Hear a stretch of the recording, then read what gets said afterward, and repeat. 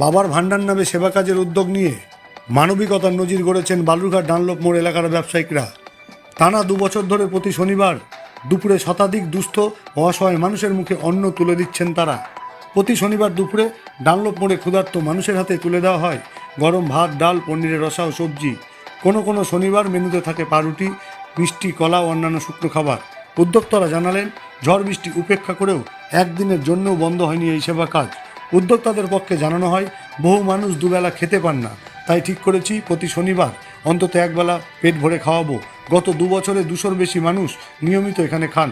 শুধু সাপ্তাহিক অন্ন সেবাই নয়, প্রতি বছর বিরাট নারায়ণ সেবারও আয়োজন করা হয়।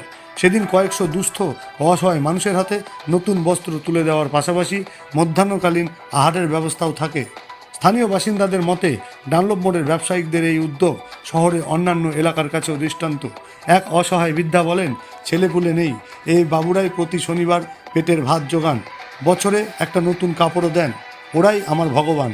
উদ্যোক্তাদের কথায়, মানুষের পাশে দাঁড়ানোই বড় ধর্ম, যতদিন সামর্থ্য থাকবে এই সেবা চলবে।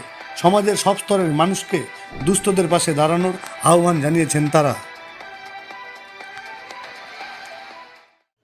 এটা আমাদের বাবার ভান্ডার প্রতি 12 দিন করে আমরা দুস্থ গরিব দুঃখীদেরকে প্রায় 200 জন মতন লোককে প্রতি 12 দিন করে খাওয়ানো হয়।